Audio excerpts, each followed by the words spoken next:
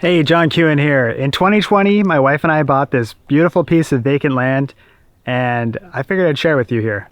So we bought a vacant property during the pandemic, and we've been camping on it like every weekend, but I want to share some of the plans that we have. We've basically been building some stuff here, and I've spent a lot of time on YouTube watching people build stuff and watching people's builds, so I figured I'd share some of that with you. If you're interested, follow along. So our friend recommended this property to us. It's right next to theirs, it's on the lake. It's kind of like off on its own and it's pretty secluded. And the seller was selling it, but hadn't hit the market yet. So we went and had a look at it and put an offer in with them and we bought it.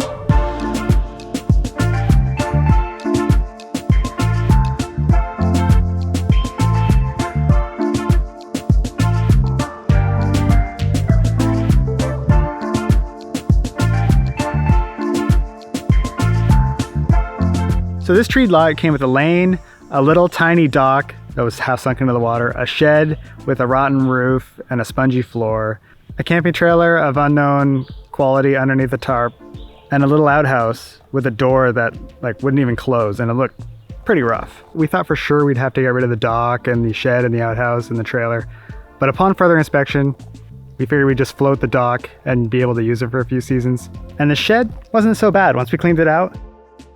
We put in a new floor and a new roof and chased out the little mice that were in the roof and sealed up all the holes, and it's been pretty good. I think the biggest upgrade was a lick of paint. Like, we painted it black, and honestly, if you want something to look good, just paint it black. It'll look amazing.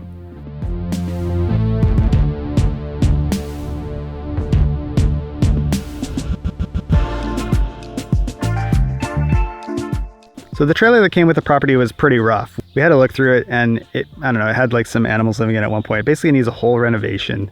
And the real benefit of a trailer is that it's portable, and we were never going to move this anywhere. Just to renovate it would be a lot of work. So we decided to sell it, and we actually sold it on Facebook Marketplace for a few $100, which is kind of crazy because it's kind of a heap. But during COVID, people are buying everything. We made the buyer responsible for getting it out of here.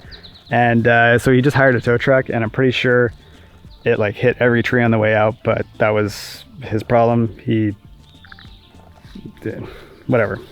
It's gone. We're happy it's gone.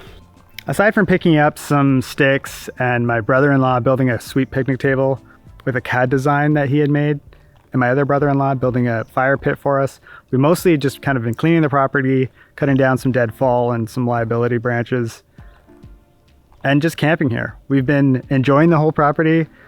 People camp here almost every weekend. We went from camping once a year just to say we did it to camping almost every weekend with my family. And it's been just this breath of fresh air during this kind of lockdownness of the last year. And we just couldn't be more grateful for it.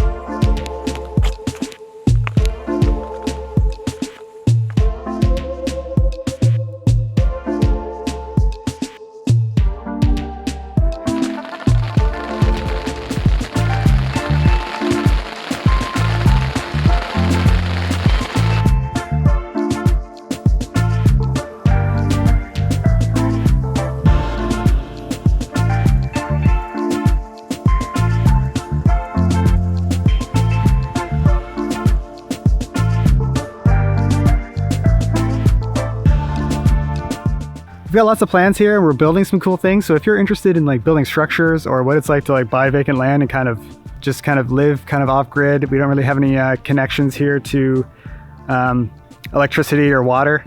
If you're interested in that, follow along. There's going to be a lot more of that coming. See you next time.